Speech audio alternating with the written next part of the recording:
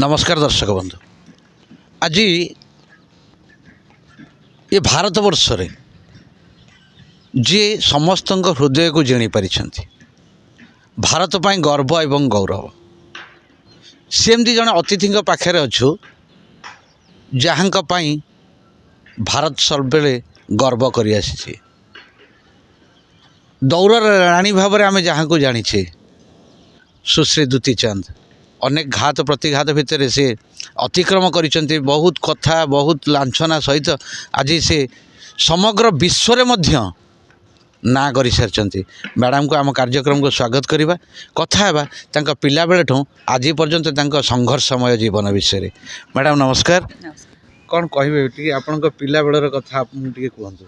नमस्कार मु दुती चंद आंतरिक क्रीड़ावित अजिनवाड़ी मो घर हूँ जाजपुर जिलार चकपापुर ग्राम में आउ छुआ बेलू तो क्रीड़ा प्रति मोर बहुत भल पाए थिला इच्छा थिला किंतु घर परिस्थिति से समय एत भल नाला बहुत गरीब अवस्था थिलु आम 6 भौणी गोटे भाई बापा माँ 9 जन परिवार आ से गरीब परिवार भितर गोटे क्रीड़ावित होगा बहुत कष्टसाध्य थिला मो पई। घटना घटला दुती चंद बापा माँ को पचारना खराब भावेनि मैडम जे तापर आपण भी से क्लीयर करते जे ना बापा माँ को मुझे तो आड़े खेल रही ये संपर्क में कौन सर देखो आप जानते 2019 मसीह मोर गोटे व्यक्तिगत जो पर्सनल लाइफ को लेकिन मुझे सोशल मीडिया कही प्रेस मीडिया इलेक्ट्रोनिक मीडिया को कही कि गोटे झील सहित संपर्क अच्छे बोलिकी जहाँ को लेकिन मो बड़ दीदी सब विरोध करते आउ से विरोध को करी तार गोटे सुजोग देखी जेहेतु से समय कोविड चलता आप जानते 2020 मसीह प्रोटोकॉल थी कौन सी खेल जो मैंने टोकियो ओलंपिक प्रिपरेशन करुले प्रोटोकॉल अनुसार कई घर को जापर ना दीर्घ 2 वर्ष धरी मुझे समय घर जापर नी मो माँ जो भल मंद दायित्व मुझे भी से समय बुझी पानी कि पैसार जहाँ अवस्था था मोर भौणी सान भौणी अंजना चांद को आकाउंट पैसा पठाऊली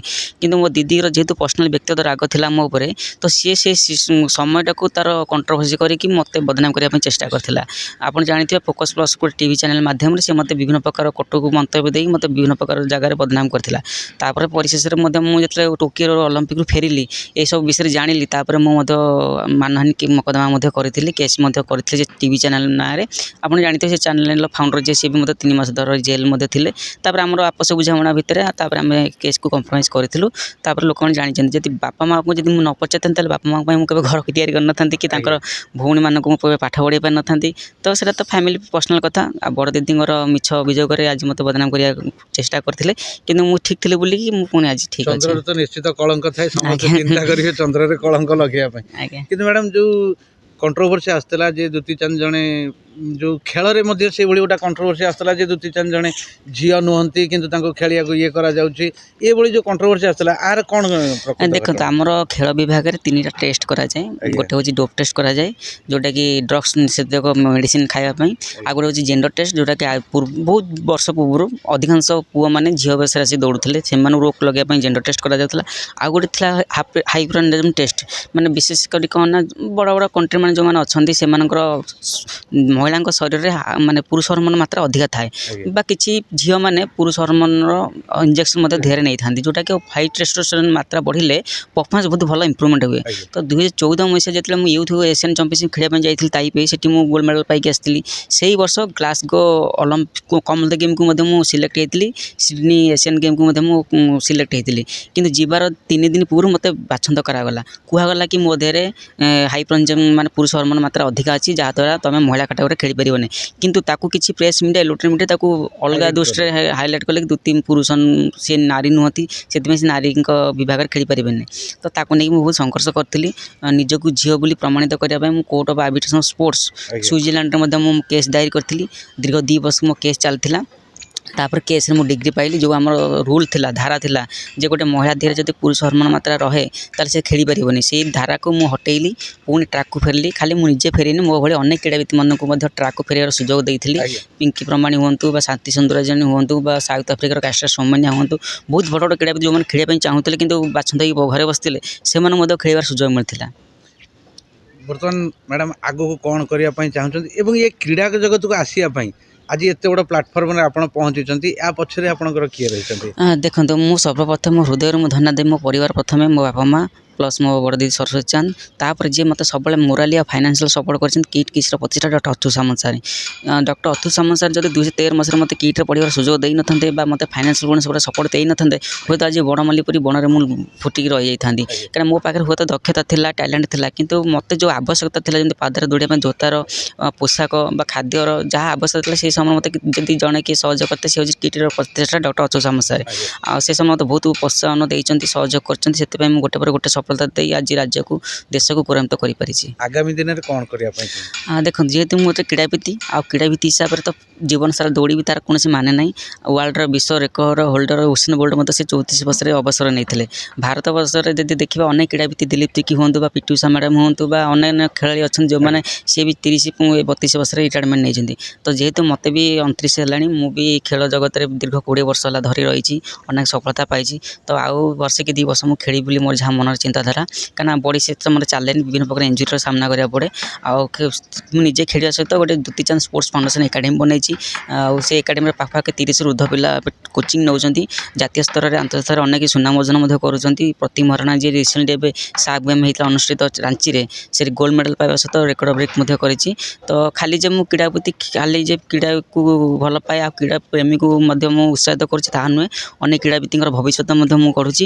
ଆଉ ଭବିଷ୍ୟତ ଅଛି ଆଗରେ, ସମାଜସେବାରେ କାମ କରିବି। ଯେହେତୁ ମୁଁ ନିଜେ ଏବେ ବର୍ତ୍ତମାନ ଖେଳୁଛି, ତ ଖେଳରୁ ଅବସର ନେଲା ପରେ ସମାଜ ପାଇଁ କାମ କରିବି, ରାଜନୈତିକ ଦଳରେ ସାମିଲ ହେବି ଆଉ ସମାଜ ପାଇଁ କାମ କରିବି। ଯଦି ଆପଣ ମଧ୍ୟ ସମାଜ ସେବା କରିବା ପାଇଁ ଆଗଭର ହେଇଗଲାଣି, କାରଣ ପ୍ରତ୍ୟେକ ସ୍କୁଲକୁ ମଧ୍ୟ ଗେଷ୍ଟ ହେଇକି ଯାଉଛନ୍ତି। ବେଳେବେଳେ କିଛି କଥା ଆସୁଛି ଯେ ଦୁତି ଚାନ୍ଦ ମ୍ୟାଡ଼ାମଙ୍କୁ କଣ୍ଟାକ୍ଟ କଲେ କଣ୍ଟାକ୍ଟ ରଖୁନାହାନ୍ତି କି ଏମିତି କିଛି ପ୍ରୋବ୍ଲେମ୍ ହେଉଛି? ନା ସେମିତି ମୁଁ କେବେ ସାମ୍ନା କରିନି। ଦେଖନ୍ତୁ ଗୋଟେ କ୍ରୀଡ଼ାବିତ ତ ନିଶ୍ଚିତ ମାନେ ବହୁଳ ଜୀବନ ଭିତରେ କାରଣ ସବୁ ଜାଗାକୁ ତ ଯାଇ ହେବନି ନା, କାହିଁକିନା ଆପଣ ଜାଣିଥିବେ ରାଜ୍ୟରେ ଶହ ଶହ ସ୍କୁଲ ରହିଛି, ଆଉ ସବୁ ସ୍କୁଲକୁ ସମାନ ଟାଇମ୍ରେ ଯାଇ ହେବ କି? ତ ଆଉ ଗୋଟେ କଥା ହେଉଛି କି ଯେଉଁ ସମାଜସେବା ଯେଉଁ କହୁଛନ୍ତି, ଖାଲି ଯେ ଆମେ ଗରିବ ଲୋକଙ୍କ ପାଖରେ ଠିଆ ହେଲେ ସେଇଟା ସମାଜସେବା ହେବ ନା, ଆମେ ଅଲରେଡ଼ି କ୍ରୀଡ଼ା ଜଗତରେ ଓଡ଼ିଶାର ବହୁତ ସମାଜସେବା ଆମେ କରିଛୁ। କାରଣ କ୍ରୀଡ଼ାକୁ ନେଇକି ଆନ୍ତର୍ଜାତିକ ସ୍ତରରେ ପହଞ୍ଚାଇବା ଦାୟିତ୍ୱ ହେଉଛି କ୍ରୀଡ଼ାବିତଙ୍କର, ଆଉ ଯେଉଁଟାକି ଆମେ କରିଛୁ। ଆଉ ଏମିତି କୌଣସି କ୍ରୀଡ଼ାବିତ ନାହାନ୍ତି ଯେଉଁମାନେ ରାଜନୀତି କରିନାହାନ୍ତି। ଆପଣ ଦିଲ୍ଲୀପ ତିର୍କୀ କଥା କୁହନ୍ତୁ, ସିଏ ବି ରାଜ୍ୟସଭାର ମେମ୍ବର ଅଛନ୍ତି। ଆମର ସଚିନ ତେନ୍ଦୁଲକର କରନ୍ତୁ, ସିଏ ବି ରାଜ୍ୟସଭା ମେମ୍ବର। ମ୍ୟାରିକମ୍କୁ ଦେଖନ୍ତୁ, ପିଟି ଉଷା ମ୍ୟାଡ଼ାମକୁ ଦେଖନ୍ତୁ, ସମସ୍ତେ ରାଜ୍ୟସଭାର ମେମ୍ବର ଅଛନ୍ତି ଆଉ ରାଜନୀତି ଦଳରେ ମିଶିକି ରାଜ୍ୟ ପାଇଁ କାମ କରୁଛନ୍ତି। ଆଉ ଅନୁରାଗ ଠାକୁର ଯିଏ, ସିଏ ବି ଜଣେ ସୁଟର, ସିଏ ବି ଜଣେ କ୍ରୀଡ଼ାବିତ, ସିଏ ବି ମଧ୍ୟ ସ୍ପୋର୍ଟସ୍ ମିନିଷ୍ଟର ହେଇଥିଲେ। ଆଉ ସେହି ସମୟରେ ଅଲିମ୍ପିକରେ ମଧ୍ୟ ଅଧିକରୁ ଅଧିକ ମେଡ଼ାଲ ଆସିଥିଲା ସୁଟିଂରେ। ଆଉ ଓଡ଼ିଶା କଥା ଯଦି କହିବା, ଦିଲ୍ଲୀପ ତିର୍କୀ ମଧ୍ୟ ଯେତେବେଳେ ରାଜ୍ୟସଭା ମେମ୍ବର ଥିଲେ, ସେହି ସମୟରେ ହକିର ପ୍ରଚାର ପ୍ରସାର ହେଇଥିଲା ଆଉ ହକି ମଧ୍ୟ ଅଲିମ୍ପିକରୁ ମେଡ଼ାଲ ମଧ୍ୟ ଆଣିଥିଲା। ଯେ କ୍ରୀଡ଼ାବିତ ଯେ ଖାଲି ଖେଳିବ ତା ନୁହେଁ, ଖେଳିବା ସହିତ ସେ ରାଜନୈତିକ ଦଳରେ ମିଶିକି ରାଜ୍ୟ ପାଇଁ କାମ ବି ମଧ୍ୟ କରିପାରିବ। ଆଗାମୀ ଦିନରେ ଆଉ କିଛି ଯୋଜନା ରଖିଛନ୍ତି କି ଖେଳାଳିମାନଙ୍କ ପାଇଁ? ମୁଁ ତ ଯେଉଁଟା ଫାଷ୍ଟରୁ କହିଲି କି ମୁଁ ଏକାଡେମୀ ଦ୍ୱାରା ମୋ ଖେଳାଳିମାନଙ୍କୁ ସହଯୋଗ କରୁଛି। ଆଉ ସରକାର ତ ବିଭିନ୍ନ ପ୍ରକାର ପଦକ୍ଷେପ ନେଇଛନ୍ତି, ପ୍ରତ୍ୟେକ ଜାଗାରେ ଭିତ୍ତିଭୂମି ସ୍ଥାପନ କରିଛନ୍ତି। ଆଉ କିଛି କିଛି ମାତ୍ରାରେ ଭିତ୍ତିଭୂମି ସ୍ଥାପନ ହେଇନି, ଆଉ ଯେଉଁଟା ହେଉଛି ମଧ୍ୟ ଅଧାରୁ ଅଟକି ରହିଛି।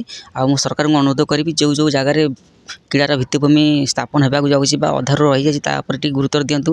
ଆଉ ବିଶେଷ କରି ଯେଉଁ ବାହାର ରାଜ୍ୟର କ୍ରୀଡ଼ାବିତମାନଙ୍କୁ ଆଣିକି ଓଡ଼ିଶା ବ୍ୟାନରରେ ଖେଳା ହେଉଛି ତାଙ୍କୁ ଟିକେ ରୋକ ଲଗାଯାଉ।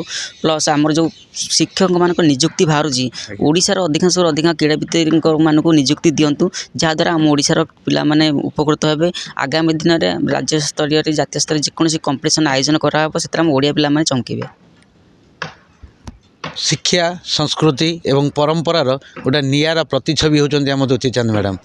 ଆପଣମାନେ ଦେଖିଲେ ଦୁତି ଚାନ୍ଦ ମ୍ୟାଡ଼ାମ ଯେଉଁ କଥା ସବୁ କହିଲେ, ଅନ୍ତର ଭିତରେ ବ୍ୟକ୍ତିଗତ ଜୀବନରେ କ'ଣ ଆପଣ ବର୍ତ୍ତମାନ ତ ବ୍ୟକ୍ତିଗତ ଜୀବନକୁ ଚିନ୍ତା କରିନାହାନ୍ତି, କେବଳ ରାଜ୍ୟ ଜୀବନ କଥା, ଦେଶ ଜୀବନ କଥା ଚିନ୍ତା କର, ବ୍ୟକ୍ତିଗତ ଜୀବନକୁ କ'ଣ କେମିତି? ଦେଖନ୍ତୁ, ଯେଉଁମାନେ ସମାଜ ସେବାରେ ଲାଗନ୍ତି ସେମାନେ କେବେ ନିଜର ବ୍ୟକ୍ତିଗତ ଜୀବନ ନଥାଏ। ଚାहे ଆମ ଯଶସ୍ୱୀ ପ୍ରଧାନମନ୍ତ୍ରୀଙ୍କ କଥା ଯଦି ଉଠାଇବା, କି ଆମର ଯୋଗୀ ଆଦିତ୍ୟନାଥଙ୍କ କଥା ଉଠାଇବା ବା ନବୀନ ପଟ୍ଟନାୟକ ସାର୍ଙ୍କ ନାଁ ଉଠାଇବା, ଯେଉଁମାନେ ନିଷ୍ଠାର ସହିତ ସମାଜ ସେବା କରିଛନ୍ତି ତାଙ୍କର ବ୍ୟକ୍ତିଗତ ଜୀବନ କିଛି ନଥାଏ। ଆଉ ଯେହେତୁ ମୋର ବ୍ୟକ୍ତିଗତ ଜୀବନ କଥା ଦେଖିଲେ, ମୋ ବାପା ମା', ମୋ ଭଉଣୀ, ମୋ ଭାଇ ବା ଭାଉଜ, ଆଉ ସେମାନେ ସବୁ ନିଜ ନିଜ ସ୍ତରରେ ଉପରକୁ ଉଠି ସାରିଛନ୍ତି। ଆଉ ବାପା ମା' ଯେହେତୁ ଅଛନ୍ତି ମୋ ପାଇଁ, ସେମାନେ ମୋ ପାଇଁ ଭଗବାନ, ମୁଁ ତାଙ୍କ ସେବାରେ ଅଛି। ଆଉ ବ୍ୟକ୍ତିଗତ ଜୀବନ ସେମିତି ମୋର କିଛି ନାହିଁ। ମୋ କାର୍ଯ୍ୟ ହେଉଛି ସମାଜ ସେବା କରିବା ଆଉ ସମାଜ ପାଇଁ ମୁଁ ଲୀନ ରହିବି। ବିବାହ ପାଇଁ ଚିନ୍ତା କରିନାହାନ୍ତି? ନା, ବିବାହ ତ ଆପଣ ଜାଣିଥିବେ ମୋ ବ୍ୟକ୍ତିଗତ ଜୀବନ କଥା। ମୁଁ ଗୋଟେ ଝିଅ ସମ୍ପର୍କରେ ଥିଲି, କିନ୍ତୁ ସେ ଝିଅ ସହିତ ମୋର ସମ୍ପର୍କ 2 ବର୍ଷ ହେଲାଣି କଟି ସାରିଛି। ଆଉ ସେମିତି ବିବାହ ପ୍ଲାନିଂ ସେମିତି ଆମ ମନ ଭିତରେ ରଖିନାହିଁ। ଧନ୍ୟବାଦ। ମ୍ୟାଡ଼ାମକୁ ଦେଖିଲେ, ମ୍ୟାଡ଼ାମଙ୍କ କଥା ଶୁଣିଲେ, ପୁଣି ଅଲଗା କେତେବେଳେ ଆଉ ଗୋଟିଏ କାର୍ଯ୍ୟକ୍ରମ ମାଧ୍ୟମରେ ଆମେ ପୁଣି ମ୍ୟାଡ଼ାମକୁ ଭେଟିବା। ଆଜିର କାର୍ଯ୍ୟକ୍ରମକୁ ଏଇଠି ରଖୁଛୁ। ଜୟ ଜଗନ୍ନାଥ ସମସ୍ତଙ୍କ ତରଫରୁ। ମ୍ୟାଡ଼ାମ ମଧ୍ୟ ସମସ୍ତଙ୍କୁ ଟିକେ ଜୟ ଜଗନ୍ନାଥ। ସମସ୍ତଙ୍କୁ ଜୟ ଜଗନ୍ନାଥ। ନୂତନ ବର୍ଷ ସମସ୍ତଙ୍କୁ ହାର୍ଦ୍ଦିକ ଅଭିନନ୍ଦନ। ଆଉ 2026ଟି ସମସ୍ତଙ୍କ ପାଇଁ ଶୁଭ ମଙ୍ଗଳମୟ ହେଉ, ଏତିକି ମୋର ଜଗନ୍ନାଥଙ୍କ ପାଖରେ ପ୍ରାର୍ଥନା।